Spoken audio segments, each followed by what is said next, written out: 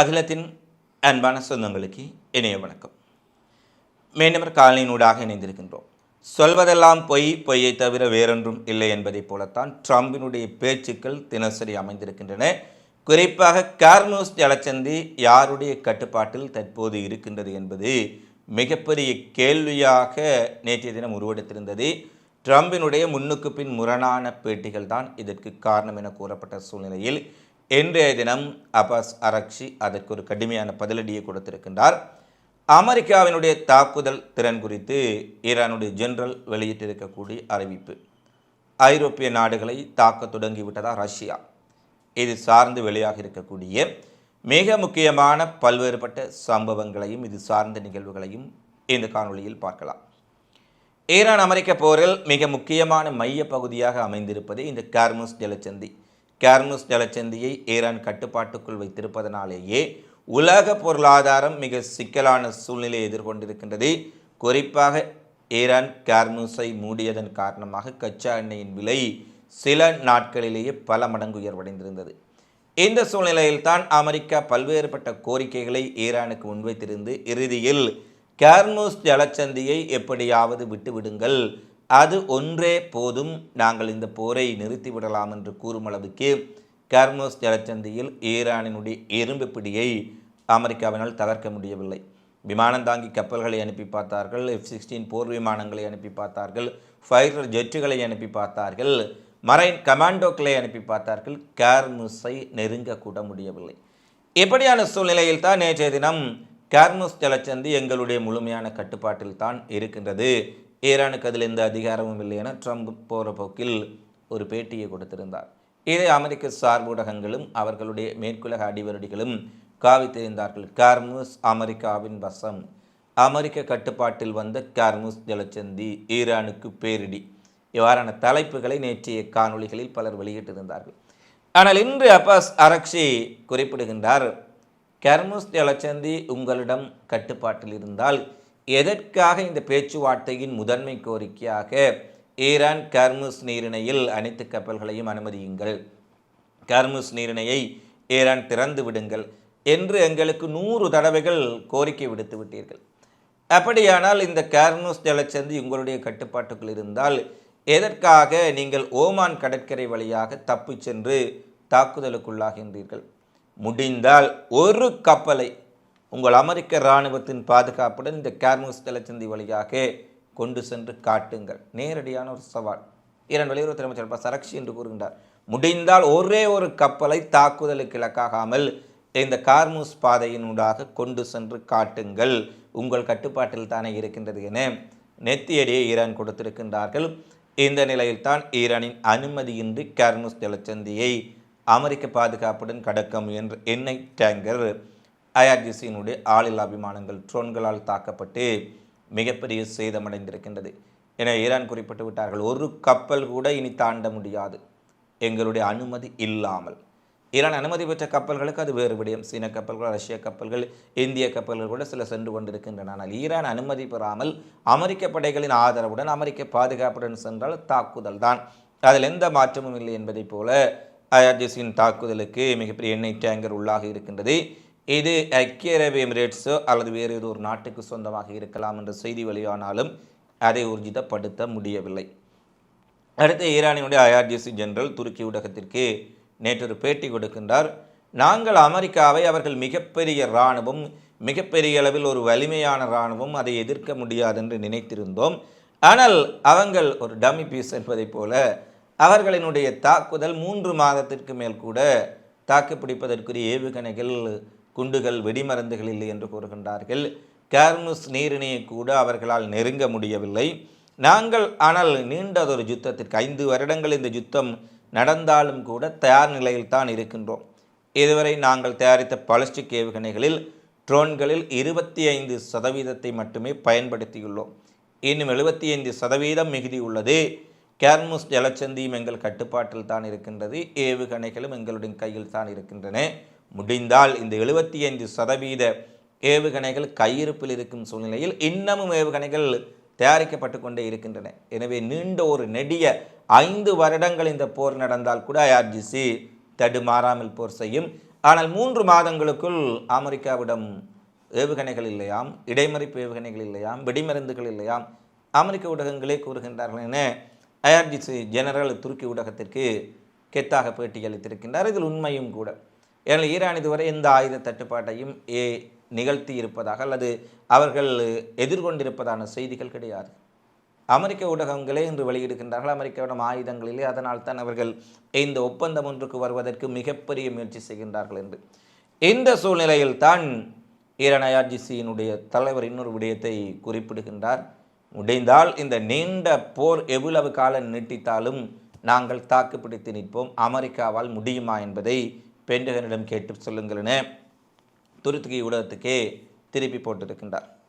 அடுத்து சிஸ்தான் பலுசிஸ்தானில் 2 தக்பிரி குழுக்களை சேர்ந்த கூலிப்படையினர் ஊடுருவ முயன்ற போது ஈரான் உளவுத்துறை அவர்களை துரத்தி சென்ற போது அவர்கள் சிஸ்தான் எல்லை வழியாக வேறு பகுதிகளுக்கு தப்பிச் செல்ல முற்பட்ட போது சுட்டுக் கொல்லப்பட்டிருக்கின்றார்கள். 5 பேரை உயிருடன் கைது செய்திருப்பதாக ஈரான் தெரிவித்திருக்கின்றார்கள். ஈரானுக்குள் எத்தனையோ முனைகளில் பாகிஸ்தான் வழியாக, துருக்கி வழியாக, ஈராக் வழியாக, அஜர்பைஜான் வழியாக பல வழிமுறைகள் ஊடாக கூலிப்படைகளை உள்ளே அனுப்பி மிகப்பெரிய குழப்பங்களை ஏற்படுத்துவதற்கு மிக கடுமையான முயற்சிகளை எல்லாம் செய்து வருகின்றார்கள். ஈரான் எதற்கும் அசையாமல் ஐஆர்ஜிசி அனைத்து முனைகளிலும் உள்ளே நுழையக்கூடிய அந்த கூலிப்படை கும்பலை தொடர்ச்சியாக கைது செய்து பிடித்து வருவதை பார்க்கக்கூடியதாக இருக்கின்றது. 2 பேர் கொல்லப்பட்ட சூழ்நிலையில் 5 பேர் அங்கு கைது செய்யப்பட்டிருக்கின்றார்கள் என்ற செய்தி வழியாக இருக்கின்றது. ட்ரம்புக்கு ஒரு அதிர்ச்சியான செய்தியை இன்று அமெரிக்காவின் உடைய ஊடகங்கள் செய்திருக்கின்றன. ட்ரம்ப் இந்த பங்கு சந்தையை ஏற்றி இறக்குவதற்காக அல்லது இந்த பங்கு சந்தையை ஏற்றி இறக்கி தனக்கு தோதானவர்கள் என்று சொல்வார்கள், தன்னுடைய குடும்பத்தவர்கள், தன்னுடைய நண்பர்கள், தன்னுடைய பிஸ்னஸ் பார்ட்னர்ஸ், அவர்கள் ஆதாயம் அடையக்கூடிய வகையில் ட்ரூத் சோஷல் ஆப் மூலம் முன்கூட்டிய அறிவிப்புகளை வெளியிட்டு பங்குச்சந்தையில் தனக்கு வேண்டப்பட்டவர்களுக்கு சாதகமாக செயல்படுவதாக குற்றச்சாட்டுக்களை முன்வைத்து குற்றச்சாட்டுகளுடன் நின்று கொள்ளவில்லை. அமெரிக்க நீதிமன்றத்தில் ஒரு வழக்கையும் தாக்கல் செய்திருக்கின்றார். அது ஏற்கனவே குறிப்பிட்டோம். ட்ரம்ப் வார விடுமுறை தினத்தில் பங்குச்சந்தைகள் குளோஸ் செய்யப்படும், அதாவது மூடப்படும் பொழுது தாக்குதலுக்கான அறிவிப்புகளை மிகப்பெரிய அளவில் வெளியிடுவார். தாக்குதல் நடைபெறப் போகின்றது, ஈரானை அப்படி செய்ய போகணும், இப்படி செய்ய. மீண்டும் பங்குச்சந்தைகள் திறக்கப்படக்கூடிய திங்கட்கிழமைகளில் அது வார முதல் நாட்களில் நான் ஈரானுடன் அமைதி பேச்சுவார்த்தைக்கு செல்லப் போகின்றேன், ஒரு ஒப்பந்தம் ஏற்பட போகின்றது, நீங்கள் அனைவரும் இதை நம்பலாம், சாதகமான செய்தி என்று கூறுவார். ட்ரம்பினுடைய இந்த அறிவிப்புகளை பார்ப்பவர்களுக்கு அவர் ஒரு பைத்தியக்காரனை போல, முன்னுக்கு பின் முரணாக பேசுவதைப் போல, ஒரு உறுதியற்ற பேச்சுக்களை பேசுவதைப் போல இருந்தாலும் கூட அதற்கு பின்னால் மிகப்பெரிய பங்கு சந்தை வர்த்தகமும் மிகப்பெரிய வர்த்தக சதியும் இருப்பதை உணர்ந்து கொள்ளலாம். பங்கு சந்தைகளில் தங்களுக்கு ஏற்றவர்கள் பங்குகளை வாங்கும் வகையில் உலகின் ஸ்திரமற்ற தன்மை போல காட்டுவது, பின்னர் ஸ்திரமான தன்மையை ஏற்படுத்தி அவர்கள் வாங்கிய பங்குகளை விற்பனை செய்வதென இது பல பில்லியன் டாலர்களை அவர்கள் உழைப்பதற்காக அப்பாவி மக்கள் மீது இந்த யுத்தத்தை திணித்து கொண்டிருக்கின்றார்கள். எவ்வாறு இந்த நெதன்யாகு பதவியில் இருப்பதற்காக இஸ்ரேலுக்குள் யுத்தம், லெபனானில் யுத்தம், காசாவில் யுத்தம், ஈரானுடன் யுத்தம் என்று போரை செய்து தன்னுடைய அரசியல் பதவியை காப்பாற்றிக் கொள்கின்றானோ அதே போல இந்த ட்ரம்பும் தனக்கும் தன் சார்ந்தவர்களுக்கும் பங்கு சந்தை ஒரு சாதகமான அம்சத்திற்காக இந்த போரை பயன்படுத்துவதை கண்டறிந்திருக்கின்றார்கள். வழக்கு தாக்கல் செய்யப்பட்டிருக்கிறது. ட்ரூத் சோஷல் மீடியாவினுடைய அறிவிப்புகள் பங்கு சந்தைக்கு ஏற்ற வகையில் வெளியிடப்படுகின்றன. இது குறித்து அமெரிக்க நீதிமன்றம் விசாரணை செய்ய வேண்டும் என்ற ஒரு கடுமையான ஒரு கோரிக்கை விடுக்கப்பட்டிருக்கின்றது. ஈரான் போர் ஆரம்பித்த போது மிகப்பெரிய அளவில் அமெரிக்காவினுடைய கடற்படை விமானம் தாங்கி கப்பல் USS ஆபிரகாம் லிங்கன் குறித்து பல தரப்பினரும் பேசிக் கொண்டிருந்தார்கள். 5000 மாலுமிகளை கொண்ட மிகப்பெரிய அளவிலான படைக்கிலங்கள், இடைமறிப்பு ஏவுகணைகள், ரேடார் சிஸ்டங்கள் அடங்கிய ஒரு மிதக்கும் கடற்கோட்டை என்று கூட அமெரிக்க ஊடகங்கள் வர்ணித்தார்கள். 5000 மாலுமிகள் வரை இருக்கக்கூடிய கடற்படை இருக்கக்கூடிய அந்த கப்பல் 2025 நவம்பர் 21 கடலில் இறக்கப்பட்டது. ஈரானை எதிர்கொள்வதற்காக அல்லது ஈரானை சுற்றி வளைப்பதற்காக மிகப்பெரிய திட்டங்களுடன் இறக்கப்பட்டது. இந்த கப்பல் நவம்பர் மாதம் 21 2025 இறக்கப்பட்டாலும் ஒரு 3 மாத காலப்பகுதிக்குள் 4 மாத காலப்பகுதிக்குள் அந்த கப்பல் மீண்டும் திரும்பிவிடும், போர் முடிவுக்கு வந்துவிடும், ஈரானை எப்படியாவது வெற்றி பெற்று விடலாம் என்ற அறிவிப்பு தான் அங்கே இருக்கக்கூடிய மெரைன் கமாண்டோக்களுக்கும் மாலுமிகளுக்கும் கப்பல் பணியாளர்களுக்கும் கொடுக்கப்படுகின்றது. அவர்களும் அதை நம்பி அந்த கப்பலில் இறங்கிவிட்டார்கள். ஆனால் தற்போது 269 நாட்கள் ஆன பின்னும் கப்பல் கடலிலேயே இருக்கின்றது. அவர்கள் கடலை விட்டு தரையை பார்க்க முடியவில்லை. அதிலும் அங்கே உணவு மாசடைந்து விட்டது. உள்ளே இருக்கக்கூடிய மலசல கூடங்கள், குளியலறைகள் எல்லாம் மிகப்பெரிய அளவில் அசுத்தமடைந்து விட்டன. இடையில் மலசல கூடங்கள் அடைத்து அதை சரி செய்ய முடியாத நிலை என மிகப்பெரிய ஒரு மன உளைச்சலுக்குள்ளான நிலையில் அரேபியன் கடல் பகுதியில் தொடர்ச்சியாக ஸ்டேல் அமெரிக்காவுக்கு ஆதரவாக அந்த கப்பல் நிற்கும் சூழ்நிலையில் அங்கிருப்பவர்கள் மிகப்பெரிய மன அழுத்தத்தில் இருப்பதாகவும், அவர்களுடைய குடும்பத்திற்கு அவர்கள் அனுப்பக்கூடிய தகவல்கள், மெசேஜஸ், தொலைபேசி உரையாடல்களை பார்க்கும் பொழுது தாங்கள் மிகப்பெரிய விரக்தியில் இருப்பதாகவும், நடுக்கடலில் கொண்டு வந்து எங்களை எறிந்து விட்டார்கள், கைவிட்டு விட்டார்கள் என எண்ணுவதாக அங்கிருப்பவர்கள் தெரிவித்திருக்கக்கூடிய கருத்துக்கள் எல்லாம் தற்போது மிகப்பெரிய அளவில் வெளியாக இருக்கின்றன. ட்ரம்ப் நிர்வாகம் அவர்களுக்கு கூறியது வேறு, 270 நாட்கள் அவர்கள் கடலில் இருப்பதால் மிகப்பெரிய அளவில் மன உளைச்சலுக்கு உள்ளாகி இருக்கின்றார்கள் என்ற செய்தி அமெரிக்க ஊடகங்கள், இந்த கார்டியன் ஊடகம் வெளியிடுகின்றது, வால் ஸ்ட்ரீட் ஜேர்னல் வெளியிடுகின்றார்கள். இந்த நிலையில் தான் நேற்றைய தினம் அமெரிக்க ஊடகம் ஒன்று செய்தி வெளியிடுகின்றார்கள். ஜேசஸ் ஆபிரகாம் லிங்கன் போர்க்கப்பலில் கடந்த 3 மாதங்களுக்கு முன்பாக அந்த கப்பல் பென்டகனினுடைய மிக மூத்த கடற்படை அதிகாரி ஒருவர் ஆய்வு செய்வதற்காக உள்ளே செல்கின்றார். அவர் சென்று அமெரிக்க மத்திய கட்டளை ஆலோசகர் கப்பல் பணியாளர்களிடம் உரையாடும் பொழுது அவர்கள் அங்கே இருக்கக்கூடிய குறைகளை கூறுகின்றார்கள்.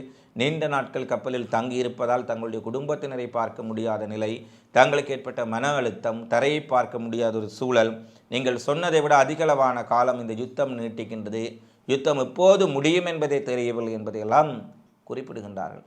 அவ்வாறு குறிப்பிடும் பொழுது அவர் தன்னுடைய பக்கத்திலுடைய கருத்துக்களை சொல்லும்போது ஒரு கட்டத்தில் அது வாக்குவாதமாக மாறி மிகப்பெரிய அளவிலான மோதல் வெடித்ததில் அங்கிருந்த வீரர்கள் கத்திகள், கூர்மையான ஆயுதங்கள், பிஸ்டல் போன்றவற்றை பயன்படுத்தி சண்டையிட்டதில் 7 அமெரிக்க இராணுவத்தினர் உயிரிழந்து விட்டார்கள், பலர் காயமடைந்து விட்டார்கள் என்ற ஒரு செய்தி திட்டமிட்டு மறைக்கப்பட்டதாக நேற்று அமெரிக்க ஊடகங்கள் செய்தி வெளியிட்டிருப்பதுடன் இது தொடர்பில் விசாரணை வேண்டுமென்று புதிய சிக்கலை ட்ரம்புக்கு கிளப்பியிருக்கின்றார்கள்.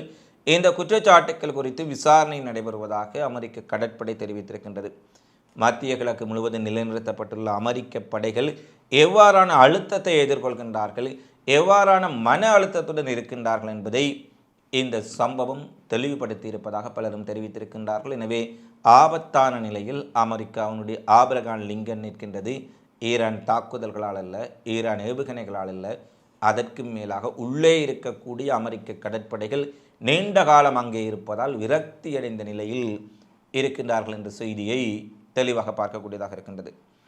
அடுத்து காசா ஒப்பந்தத்தின் 2ஆம் கட்டத்தை இஸ்ரேல் தொடர்ச்சியாக தாமதப்படுத்தினால் துருக்கி, கத்தார் மற்றும் எகிப்து ஆகிய நாடுகள் இஸ்ரேலுக்கு எதிராக கடுமையான நடவடிக்கைகளை எடுக்க நிர்பந்திக்கப்படலாம் என துருக்கிய வெளியுறவு அமைச்சர் ககான் பிடன் இன்று எச்சரிக்கை விடுத்துள்ளார். யார்? இஸ்ரேலுக்கு எதிராக எகிப்து, துருக்கி, கத்தார். இன்னுமா இவர்களை இந்த பலஸ்தீன் மக்கள் நம்புகின்றார்கள் என்று சொல்லும் அளவுக்கு இந்த துருக்கி அதிபர் எர்டோகனும் சரி, அங்கு இருக்கக்கூடிய அமைச்சர்களும் சரி, மைக்கிடத்தால் ஸ்டேலை கடித்து குதறுவதைப் போல பேசி விடுவார்கள். பின்னர் 2 நாள் கழித்து விட்டால் என்ன பேசினார்கள் என்பது அவர்களுக்கே தெரியாது. இவர்கள் காசா மக்களினுடைய விடயத்தில், பலஸ்தீன் மக்களுடைய விடயத்தில் ரஃபா வரை சென்று இஸ்ரேல் லட்சக்கணக்கான மக்களை அளிக்கும் வரை இதுபோன்ற கண்டனங்களையும் கோபம் பறக்கக்கூடிய பேச்சுக்களையும் நடிப்பு சுதேசிகளாகவே இருந்திருக்கின்றார்கள் என்பதை பார்க்கலாம். ஒட்டுமொத்த பாலஸ்தீனமும் அங்கே மிகப்பெரிய அழிவை சந்தித்த பொழுது ஆரம்பம் முதல் வடக்கு காசா, தெற்கு காசா, மத்திய காசா, ரஃபா எல்லை வரை இஸ்ரேல் இராணுவம் சென்று படுகொலைகள் செய்த போதும் இதுபோன்ற எச்சரிக்கைகளை தவிர இவர்கள் வேறு எதுவும் செய்யவில்லை. இன்றும் எகிப்து, துருக்கி, கத்தார் மீண்டும் கடும் நடவடிக்கை என்று கூறியிருக்கின்றார்கள். சொல்வதற்கொன்றுமில்லை. நெதர்லாந்தின் ரொட்டர்டாம் எண்ணெய் சுத்திகரிப்பு நிலையத்தில் மிகப்பெரிய ஒரு வெடி விபத்து நேற்றைய தினம் நடைபெற்றது. அது தொடர்பான விசாரணைகள் நடைபெற்று வரும் சூழ்நிலையில் அதில் 2 உயிரிழந்தார்கள். இத்தாலியினுடைய ரோம் தலைநகரில் உள்ள மிகப்பெரிய ஆயுத தொழிற்சாலையிலும் திடீர் வெடி விபத்து மிகப்பெரிய அளவில் இடம்பெறுகின்றது. அங்கு தயாரிக்கப்பட்டிருந்த ஆயுதங்கள் எல்லாம் பற்றி எரிகின்றன. இதையடுத்து ஜெர்மனியின் பல இடங்களில் குண்டு வெடிப்புகள், அசம்பாவிதங்கள் நடைபெறுகின்றன. ஆரம்பத்தில் நெதர்லாந்தின் ரொட்டர்டாம் எண்ணெய் சுத்திகரிப்பு நிலையத்தில் நடைபெற்ற போது அது ஒரு தற்செயலான விபத்தாக இருக்கலாம் அல்லது வேறு காரணங்கள் இருக்கலாம் என்று அனைவரும் சொன்னார்கள். ஆனால் தொடர்ந்து இத்தாலி, ஜெர்மனி என்று தாக்குதல் நடைபெறும் பொழுது இதற்கு பின்னணியில் ரஷ்யா இருக்கலாம் என்று ஐரோப்பிய நாடுகள் மிகப்பெரிய சந்தேகத்தை வெளியிட்டிருக்கின்றார்கள். அடுத்தடுத்து 2-3 தினங்களில் இவ்வளவு பெரிய வெடிப்புகள் நடப்பதற்கு பின்னால் சாதாரணமாக எடுத்துக்கொள்ள முடியாது. ரஷ்யா இதற்கு இருக்கலாம், அவர்கள்தான் இதை செய்கின்றார்கள் என்று மிகப்பெரிய குற்றச்சாட்டுக்களை தற்போது முன்வைத்திருக்கின்றார்கள். இதனால் ஐரோப்பிய நாடுகளுக்கும் ரஷ்யாவுக்கும் இடையிலான முறுகல் இன்னமும் அதிகரித்திருக்கின்றது. இந்த சூழ்நிலையில் தான் ரஷ்ய அதிபர் புடின் 2ஆம் உலகப் போருக்கு பின்னர் ரஷ்யாவின் கட்டுப்பாட்டில் உள்ள குரில் தீவுகளுக்கு நேரடியாக முதல் முறை பயணம் செய்து அதிர்ச்சி ஏற்படுத்தி இருக்கின்றார். பசிபிக் பெருங்கடல் பகுதியில் ஜப்பான் உரிமை கோரக்கூடிய அந்த தீவு ஜப்பான் உரிமை கோரினாலும் ரஷ்யாவின் கட்டுப்பாட்டில் இருக்கின்றது. ரஷ்ய அதிபர் விளாடிமிர் புடின் முதல் முறையாக அந்த தீவுக்கு 2ஆம் உலகப் போருக்கு பின்னர் பயணம் செய்திருக்கின்றார்.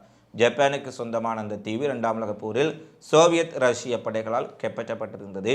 மீண்டும் அந்த தீவுக்கு புடின் விஜயம் செய்துள்ளமை ஜப்பான் மிகப்பெரிய கண்டனத்தை வெளியிட்டிருக்கின்றார்கள். ஜப்பான் ஆதரவு நாடுகளும் கண்டனத்தை வெளியிட்டிருக்கின்றார்கள். இதை பொருட்படுத்தாமல் புடின் குரில் தீவு ரஷ்யாவுக்கு சொந்தமானது என்ற அறிவிப்பையும் வெளியிட்டு பரபரப்பை ஏற்படுத்தியிருக்கின்றார். இவைதான் இன்றைய நாளில் வெளியான மிக முக்கியமான செய்திகளாக நிகழ்வுகளாக பதிவாக இருக்கின்றன. தினந்தோறும் உலகெங்கும் நடைபெறும் செய்திகளை உடனுக்குடன் தெரிந்து கொள்ள அகிலம் சேனலை சப்ஸ்கிரைப் செய்து கொள்ளுங்கள். இந்த காலைப்பதிவு தொடர்பிலான உங்களது மதிப்பான கருத்துக்களை தவறாமல் கமெண்ட்ஸில் பதிவிடுங்கள். மீண்டும் இன்னொரு காணொளியில் சந்திப்போம். நன்றி, வணக்கம்.